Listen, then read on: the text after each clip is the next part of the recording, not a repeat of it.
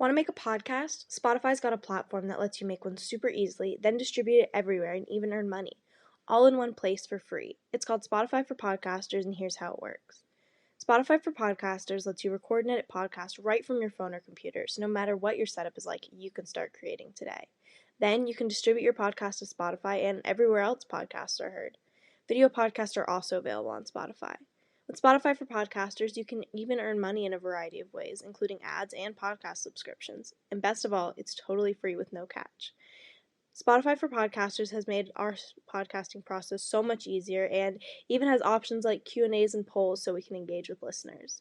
I highly recommend you give it a try. Download the Spotify for Podcasters app or go to www.spotify.com/podcasters to get started. The following contains descriptions of physical violence, sexual violence, and graphic descriptions of autopsies.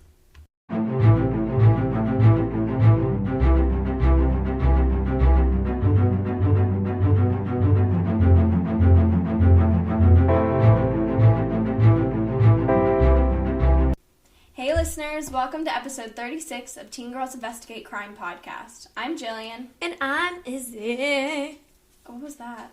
I don't know. I like this case today. I just feel a little bit splendidly What was that? That was so weird. I don't know. This is why I don't take chorus anymore. I'm sorry to anyone's ears that I hurt. Anyway. Okay, anyway. that threw me off a little bit. A little off-putting. Alright. Okay, anyway, today we have a super creepy case for you. That's probably why Izzy's in a good mood. So obviously this one's just gonna be mega creepy because, Izzy picked it out. Yeah. And flashback to when I was gonna do Supernatural Sundays, and then I was like, that's totally unrealistic. I forgot about that until like 2 weeks ago, and I texted Izzy and I'm like, do you remember Izzy's Supernatural Sundays? Does anyone else remember this? Probably not. Maybe a few of you, but in like the very beginning of our podcast, we talked about it, and Izzy was like, yeah, I'm gonna have Supernatural Sundays. Where I do like mini episodes. With like supernatural stuff, and we were like, yeah, that's such a great idea, and then Izzy never got around to it. She like literally like drafted a first episode, actually. I did. And I was like, oh my god, this is such a good idea. And I was like, oh my god, this would be like super cool. I mean, maybe one day we'll bring it back when I'm not busy constantly. But like, I can't believe we forgot about it. It was kind of nuts, honestly. It was. And then you were like suggesting that like I also do it like a other thing. And I was like, well, there's nothing like left to do. Yeah, it's very unrealistic. Like, if it's true crime and there's supernatural, there's really nothing else that's related. Could do like fairy tales. That doesn't even like gruesome fairy tales. Like, yeah. Yeah. So I don't know. Izzy's Supernatural Sundays was a little bit of a flop. Just a bit. It's funny to think about now because it's been like a year. Yeah. And I kind of forgot about the whole thing. Mm-hmm. I think actually we're hitting the point we have because our first birthday is coming up, but we're hitting the point where like this is like the times that we were like starting to think of the ideas and I know put together our stuff, and it was so nuts. We were getting like our podcast like approved and stuff. Yeah, by our advisement teachers. Oh my god. I remember when we were like, we're gonna do 10 episodes and then be done. Now it's episode 36 plus a bunch of Patreon episodes. I'm not gonna lie, I never planned to quit.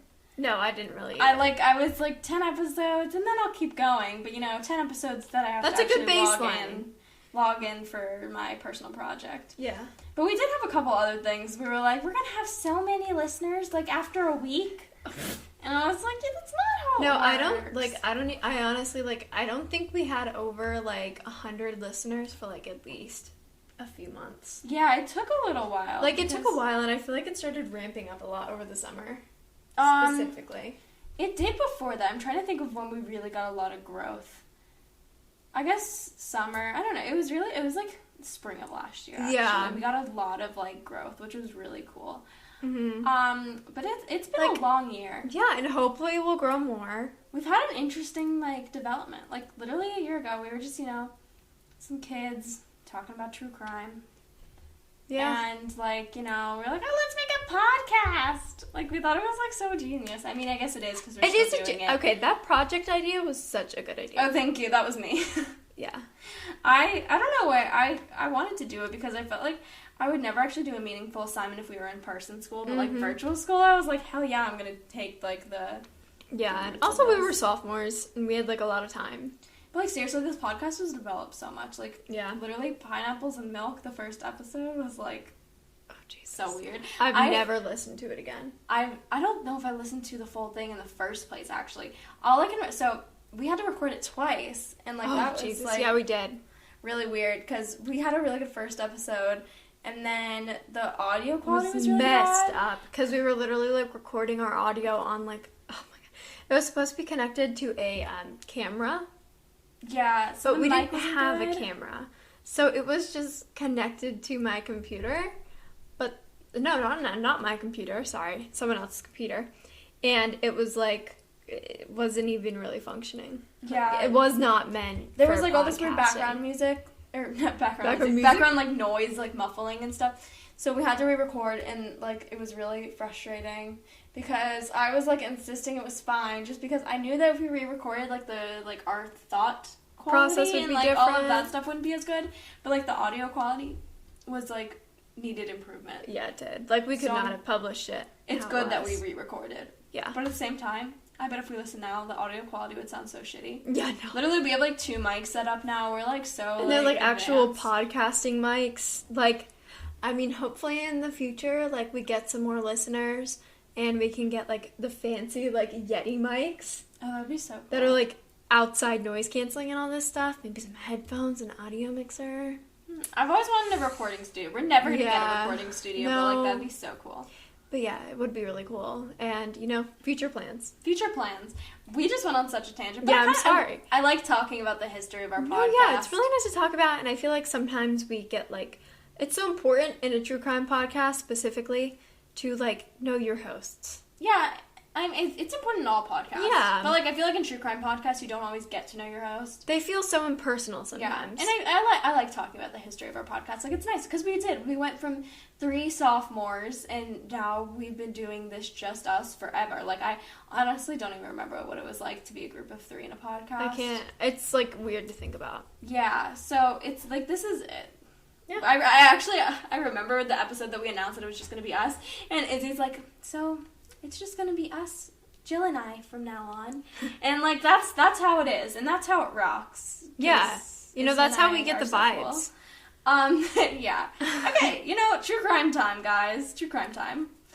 Okay, also, this is a formal apology about pronunciation. Oh, yeah. I feel like that should be mentioned. Yeah. It's, like, really all German stuff, and dude, it's gonna be difficult. But yeah. We're gonna try our best. Also, this case is from 1922. Yeah, so we're gonna try our best, but we do apologize in advance. Anyway, Izzy picked this case out because, like, I don't know, she can't wait for spooky season or something.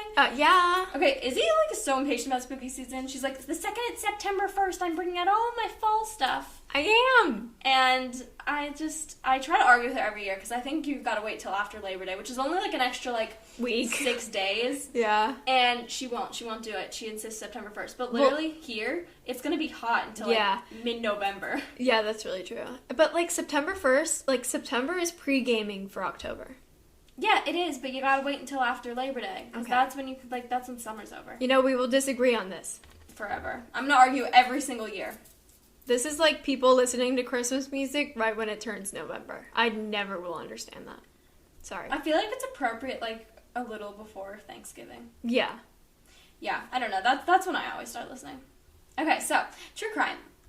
Let's get started because we're going to be talking about the Hinterkaifeck murders. Hinterkaifeck, yeah. Hinterkaifeck. Or it's like Hinterkaifeck. And thankfully that's, like, not the people's name. That's just the name of their farm in Germany. Yeah. All right.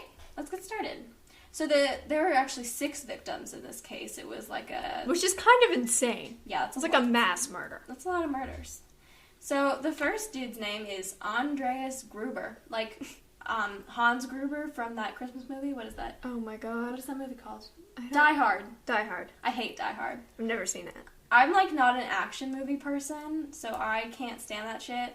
And, like, my parents were like, oh, let's watch Die Hard. And I was like, sure, I'll watch Die Hard. And it was not good. I don't like it. But anyway, the dude that plays Snape in Harry Potter is this guy. It's Hans Gruber. Hans Gruber.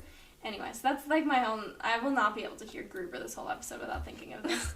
But he was, like, the leader of some, like, terrorist organization. Oh, Jesus. Okay, let's get back on track. Yeah, okay.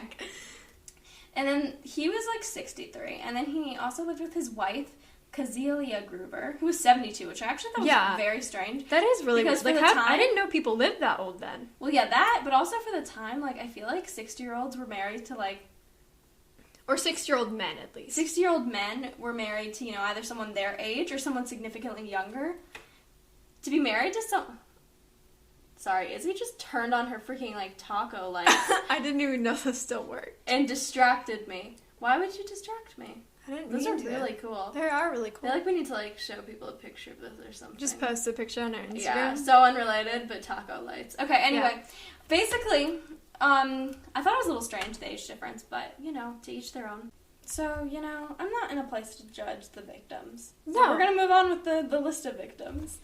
They also lived with their daughter, Victoria Gabriel, who was 35. She was recently widowed, so that's why she moved in with her parents on their farm. Mm-hmm. She also lived there with her daughter, Kazelia, named after her mother, who was 7. And she also had a son named Joseph, who was 2.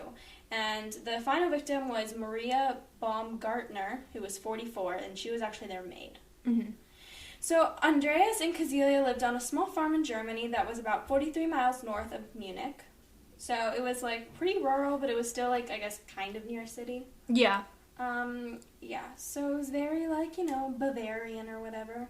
I actually don't know. Bavarian cream. I don't know what Bavarian means, I'm not gonna lie. I just saw that, like, in a lot in my research. All I know about Bavarian is I think, like, Bavarian pretzels. I think of Bavarian donuts. I don't know. So that's really all my why can't I say that? Familiarity. Jinx. Whoa, that was weird. That was really weird. Okay. Yeah. I love how we're 10 minutes in and not even to the timeline yet. I know. Sorry about that. What's we're wrong usually with us finished today? with the timeline by now. I'm feeling very spacey, guys. Sorry. Yeah, we both kind of are, as you can tell. So their daughter Victoria moved in with them after the death of her husband years prior. Victoria's daughter, Kazelia, named after her mother, was the product of her previous marriage. Victoria's husband was rumored to have died in battle during World War I. However, many people actually believe that's not true. And we'll, like, really actually get into that later. But, yeah, like, it's just, crazy. Put it in the back of your mind. Anyway, Victoria's son Joseph has less of a clear-cut paternity because, her husband was dead, and so no one was really being very open about, like, children out of wedlock at the time. Yeah. That's such a fun word. I know it's, like, offensive, but wedlock? Wedlock. It's a fun word, and I don't know why. It is a fun word. Okay. So there's, like, not really a confirmed father of Joseph. Mm-hmm. And it, like, obviously couldn't have been her husband because he was, like, dead or he was not around because, he was He might have not been dead. So he just wasn't there. But there's, like, these 2 rumors about Joseph's father. The first one is that Joseph's father is their neighbor Lorenz Schlittenbauer, which I'm not sure if that's how you say his name. It's very hard. But it's not really that substantiated, except for the weird thing that, like, Lorenz was really obsessed with Joseph and used to, like, insist that he was his son. And he also, like, said he resembled his son, Joseph, who he had, like... 2 sons. Yeah, 2 sons named Joseph, if he was the father, whatever. Yeah, so, like, this guy was just kind of crazy anyway. Like, if this isn't his son, he's like, my son! Yeah, I don't... Like, when I think of this dude, I think of the guy from Harry Potter when Cedric died. Marsh! You mean his dad? Oh, yeah. The dude when Cedric died? Yeah, he, like, runs down and he's like, that's my son! That way, that sounded so accurate. It did sound really accurate. Yeah. But the other theory is a little more disturbed. And nasty. Yeah, nasty. Did we say incest in the warning? No. Okay, so this is the warning now. So if that makes you, like, really uncomfortable, I would just... Skip ahead a bit. Skip ahead? I mean, or listen to our episode from, like, last week. Yeah, or the week I don't before. know. Find something else to do with your time, because this case is going to center around that a good bit. Yeah. Alright, so this theory is that Joseph was actually the product of incest. Basically, when Victoria was a minor, I think she was about 16, her and her father, Andreas, were convicted of incest. Not even, like... rumored. It was or, like, it was reported after the fact. Like, they were convicted of it, which is, like... Ew. Means someone reported them. Yeah. So they both actually served punishment, and Andreas went to jail for a period of time, and I think it was about a year. Oh. Yeah, but it's suspected that they started up a relationship again when Victoria moved in after her husband died, and Andreas is actually the father of Joseph, making him, like, grandfather and father. Anyways, it kind of makes sense. I mean, I think that makes a little more sense than the Lorenz thing. Yeah. But, like, anyway. You never know. This is all relevant, I promise, but it's really just to get you thinking in your minds. Mm-hmm. Thinking in your mind. Thinking while we tell you this intense timeline. Exactly. So, I'm going to get into the timeline a little bit. Okay, so basically this timeline's kind of long because I was in history and I was bored, so I was doing this. So productive. Yeah, so productive. So, the months leading up to the murders, like, they had been, like, there was a shit ton of strange occurrences that took place on the farm. So, first off, Andreas had said that he had found a newspaper on the farm that they had not bought or ordered, which was really weird at this point because you would physically, like, go into town and buy a paper. Like, there was no paper boy who would have accidentally been like, oops, wrong house. Oh. So, like, that's weird. Also, like, I can imagine that maybe that was, like, kind of expensive at the time. I don't know. But also, like, he lived in a house with 6 other people. How do you know? Yeah, exactly. Especially, like, their maid, who they probably, like, really didn't converse with that much. Yeah, but they actually didn't have a maid at this point. Oh, okay. Yeah. Oh, but still. But yeah, there were other people in the house. You never know. And he also had, like, an adult daughter. So, yeah. And in this time, there was also an instance where they, like, looked out the door and saw that there was a set of footprints leading into the house, but not out. Oh. Like, they could see it because there was snow on the ground, which is weird. That's really creepy. That freaked me out. And there was, like, no footprints around it, too. So, you know it wasn't someone who was in the house because, like, how would they be walking? Like, why would they walk backwards? And then the last circumstance was that the second pair of house keys, which was, like, one of 2. So they had 2 pairs. Keys at this point, if you lost your keys, you were screwed. Like, you're going to keep those safe. And they went missing. Oh. And one of the locks to the tool shed had been actually broken, and there were, like, scratches all over the door. That's so creepy. And, like, someone had actually successfully gotten in, and they had noticed, like, they didn't really notice that there was anything missing, but we know that there is. And I'll get into that later. But, yeah. And the maid, actually, that they had in the months and years prior to the murders, I think this was about 6 months before the murders. So not the one that was murdered. No. So she actually quit due to the fact that she felt that the house was haunted. So she said that, like, when she would be in her room, she would hear footsteps and stuff moving around in the attic, and that she always had a feeling that she was being watched. Ugh. Which is really creepy. That's so creepy. And, like, actually Andreas ended up searching the entire house and farm at one point because the maid and all of his family were complaining about hearing movement and walking in the attic and around the home. Ooh. But he never found anyone, and regardless of all this crazy stuff, like, the police were never called, never alerted, and, like, I mean, a lot of people knew about this stuff. Like, they weren't hush-hush about it. Like, it was weird. They were like, this is so weird. So, yeah. Now, on to the day of the murder. So, March 31st of 1922, their new maid arrived to the farm. This was her first day on the job. Oh, my God. Her name... The day before the murder. Yeah. Her name was Maria Baumgartner, and, like, according to official documents, she was the last person known to see the Gruber family alive. Oh. Now, on to the murders themselves. So, like, later... Anyone else think that maybe she did it? She is kind of sus. Like, I mean, I hadn't thought about it before because she's obviously not, like, a well-known suspect, but, like... Like, what if she's, like, an assassin? I feel like at the time, like, autopsies were probably not that advanced, and they could have, like, if she killed herself, it could have totally been, like, ruled as a homicide along... Like, I don't know if they would have looked at her in the same way. Well, like, she was bludgeoned to death. What does that mean? Like, hit in the back of the head? I feel like I should know that. Like, her head was crushed in. Yeah, okay, so someone... Yeah, you could most definitely bludgeon oneself. With what? Like, throw a chair on your face? No, but if you have, like, a weapon, you go whack, whack, whack, whack on the back of your head. I just demonstrated. Maybe. She did demonstrate. It was interesting. So now on to the murders themselves.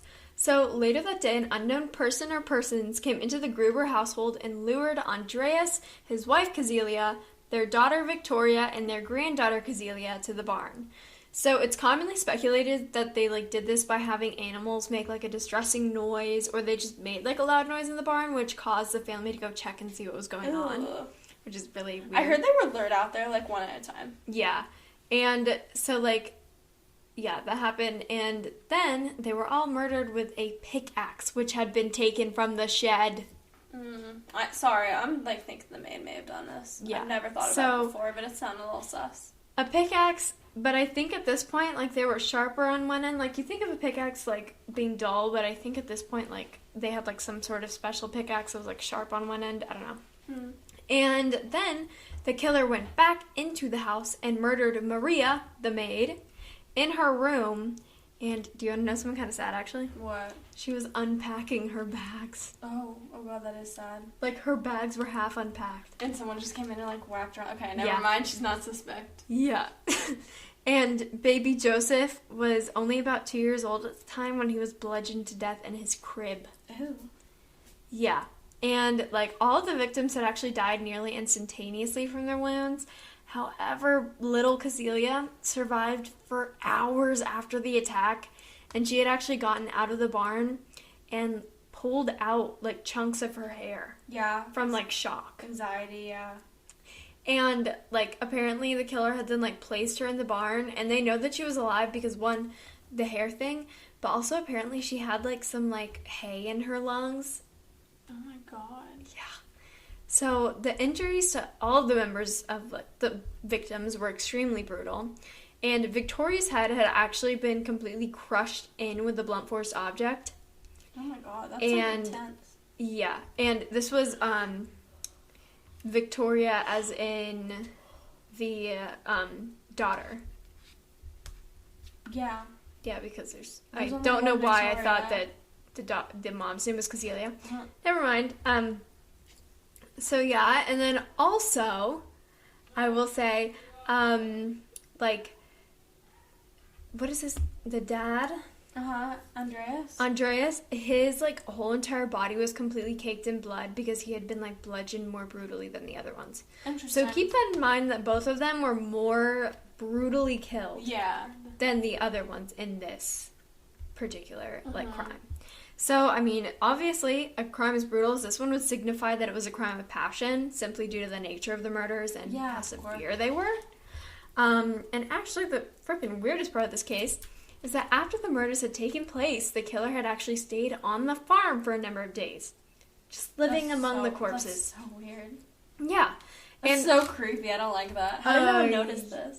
Yeah, I don't know. And, like, we know this for a number of reasons. So first off, the neighbors had actually seen, like, smoke rising from the chimneys in the days following the murders, signifying to them that there was proof of life, but it was just not the lives of the family. Oh. And the farm animals had been fed daily and taken care of.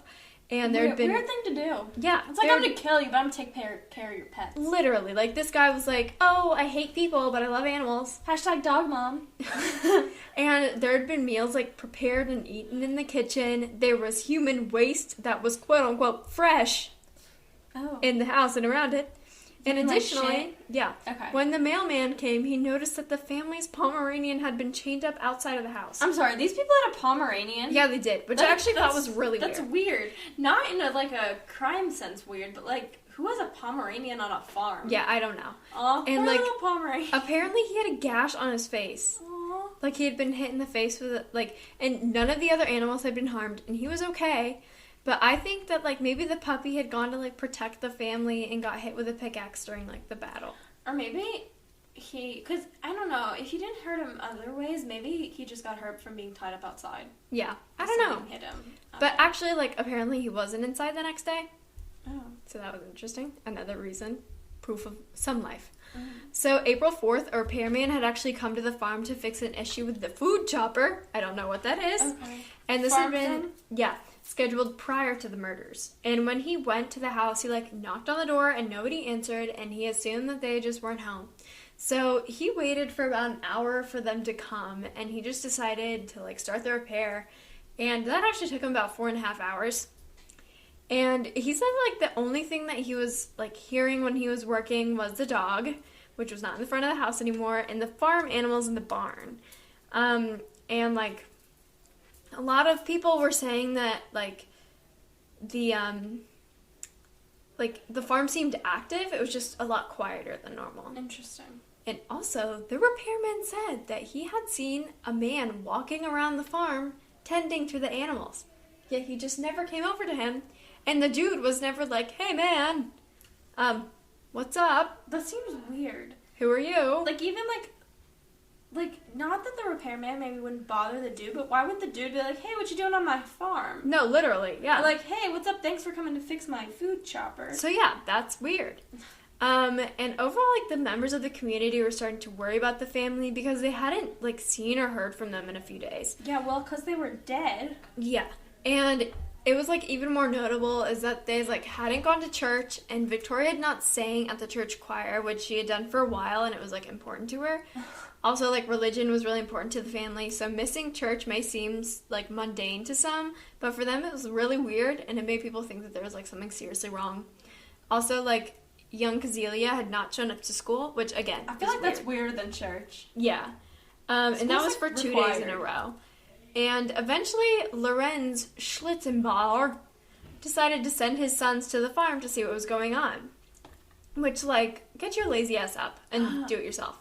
And by the way, this was at 3:30 p.m. on April 4th, and his son Joseph was only 9, and Johann, who was 16, 9 years old. Oh. Like, even if the family was, like, sick or something, why would you send your 9-year-old to go check on them? Yeah, seriously.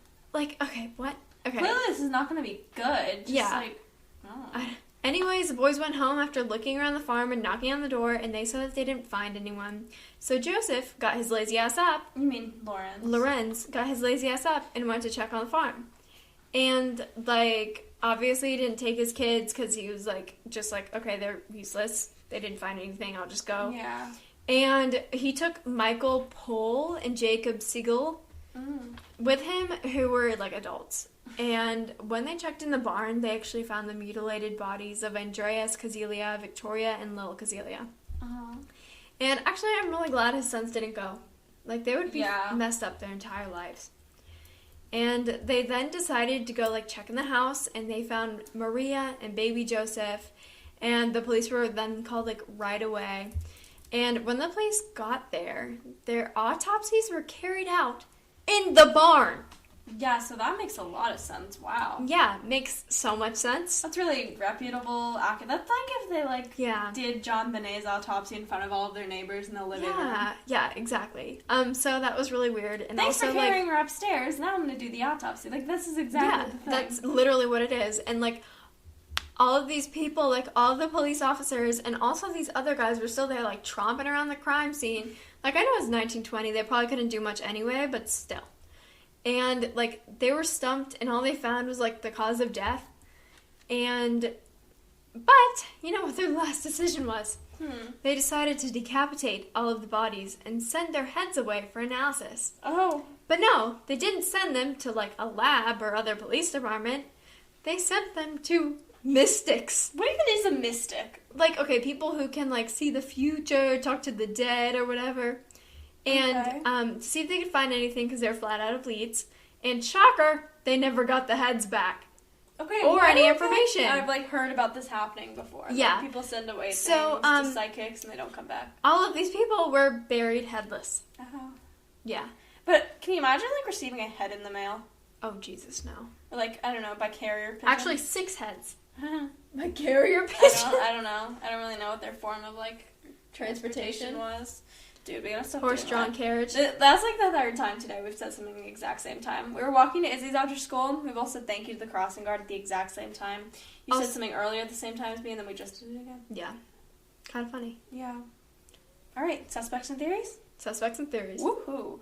I'm gonna start off with Carl Gabriel. So this is, like, the guy that was Victoria's husband, and he had Victoria's Secret. No, Victoria's husband. He had supposedly been killed. Supposedly. Why did I say so? I said supposedly. I didn't mean to do that. That's weird. I used to say supposedly, and then someone corrected me. Did you really? Yeah. I actually still remember who it was. I just cannot say it. So he had been supposedly killed in battle by, like, a shell attack, explosion kind of thing. But his body was never recovered, probably because it was, you know, an explosion. Yeah. So this whole theory started following the murders, like, that maybe he wasn't really dead, and he just thought that it was, like, an easy way to get out of his marriage, and, you know, he had some issues. Probably because, you know, the incest thing. Yeah, the incest thing. Yeah, he was like, you know, I'm gonna pass on this. Yeah. After my near-death experience, I've decided I don't want to do this anymore. Mm-hmm. But, you know, divorce was a little bit of a taboo at the time, like incest. So basically, he just, you know, bounced and pretended to be dead. So the main issue is that Victoria had given birth to Joseph illegitimately while he was away. And, you know, the rumored baby daddy was, like, their neighbor or also her dad. So, like, a little weird. And, like, it's so weird. But, like, I feel like it kind of makes sense if you're faking your own death already. I feel like you could show up and murder everybody without, just like... be, like, hiding in the attic for a few months, scouting it out. Exactly. Like, I mean, no one's gonna suspect you because you're dead. And, you know, it might be possible because following World War II, war captives who had been released prematurely claimed that they had been sent home by a German-speaking Soviet officer. So, like, you know, bad dude, Yeah. I think. You think? Yeah. Yeah. German-speaking Soviet officer. That's bad dude, right? Yeah. I'm thinking that's bad As in, side, like, right? Nazi. But it says Soviet officer. So how do we know that it's just not a, like... Maybe he's just a German dude. Okay. Maybe he's a German dude who, like, you know, went to the Soviet Union. Okay. Yeah. So maybe he's not a bad dude. I'm a little thrown off there. But, you know, whatever. But he claimed to be the murderer of Hinterkaifeck. Okay, so fuck him. So, like, yeah, exactly. But, like, it kind of makes sense, you know? This guy was in the army, and then he's like, oh, yeah, I did that. We don't really know this for sure, but it was just, like, some rumor. And this guy, like, the guys who actually came forward have, like, kind of discredited it since. And said that was, like, not true, but well, also, they, like, revised their statements. Yeah, just weird. And this case was really widespread at the time, and this guy could have just been, you know, like... A dickhead. Yeah, a dickhead. And just, you know, used it as, like, a form of intimidation or whatever to his troops and whatever. But, I mean, this makes sense why there was no money taken from the house, even though there was, like, a lot of it. And this guy, like, basically lived there, so, like, why not take the money, too? Mm-hmm. But I think he just wanted to carry out this crime because he wanted to be, like, you know, he was like, well, screw these people for, like, you know, being incesty and whatever. Incesty? But, you know, also it could have been a ghost. Yeah, I personally think it was a ghost. I don't think it was a ghost, but, you know, whatever. I think the ghosty stuff can be explained away by someone just, you know, sticking it in their house. Yeah, but, I mean, maybe. Also, I don't really think it was this guy, because, like, everything kind of sounds, yes. Sus. But at the same time, like, dude's body probably just exploded. He dead. But also, you can't kill your own daughter. Yeah. Like, because at least he knows for sure that is his daughter. There's a lot of issue with that. And, like, I mean, unless he was, like, a psychopath, but, like, at the same time, I don't know like, if he was. I don't know. I don't get the impression he was that much of a psychopath. Yeah. Anyways. Yeah. The last suspect I'll be talking about is Lauren Schlittenbauer. Schlitt. No, Shit. You just called him Schittenbauer. Like shit and bowel. Schlittenbauer. Poo humor. So this is the sketchy dude from earlier, the neighbor. And as mentioned, he was a rumored father of Joseph. So, the dude is sus. Everything was locked, but Lorenz apparently entered the house alone with a key. What the fuck? Yep, the set of keys that had disappeared previously. Well, I mean, you don't know it was necessarily the set of keys.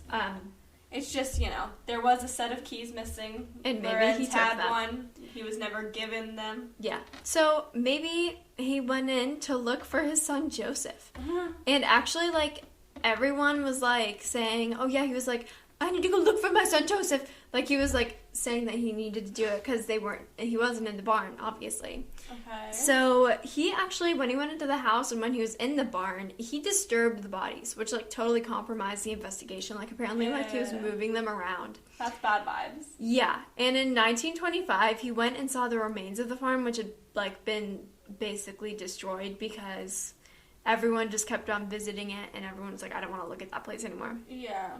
So, when, like, he was asked why he was there, he said that the remains in the barn were hindered in being buried because of the frozen ground. Wait, that's a weird, like... Which makes no sense. When I was typing this out, I was like, what? That makes no sense. Like, it's not like he's saying, like, something... It's just, it's so specific. It's so out of place. Like, it's not like... It doesn't make sense as a response. Yeah, like, it's, like, you could be like, oh, I'm just remembering my past.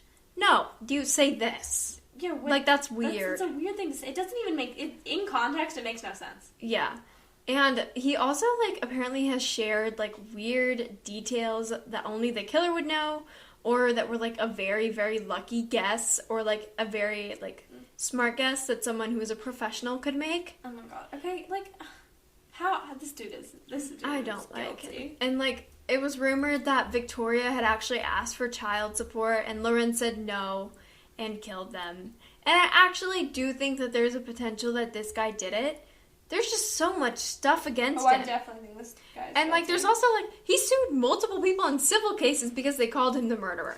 And, like, you know, that part I'm not going to say makes him more or less guilty, because, I mean, if people... Yeah, I get it. If people called me a murderer, I'd probably sue their asses, too. Especially if you didn't do it. But, like, at the same time, this dude is just really weird. He's really suspicious to me. He has, like, the motive, he has the method, it just makes a lot of sense. And he was a farmer. And so he was the neighbor, strong. so he was, like, could be, like, nearby and also go back to his house without anyone really noticing. Exactly, and he would have known where everything was. Yeah, it makes a lot of sense. Yeah. So, yeah, you know, let us know what you think. This was the murders at Hinterkaifeck Farm. Tune in 2 weeks to hear another creepy case. In the meantime, follow us on Instagram and TikTok at tgic.podcast. And feel free to email us at teengirlsinvestigatecrime@gmail.com with any, like, comments, questions, case suggestions, or just, like, to say hi. And also, I'd like to formally apologize for the amount of, like, tangents and we went on a lot of episode. tangents. I'm sorry about that. It was fun, though. I feel like we haven't had a good tangent in a while. It was while. fun. All right. You know, talk to you next week. Bye!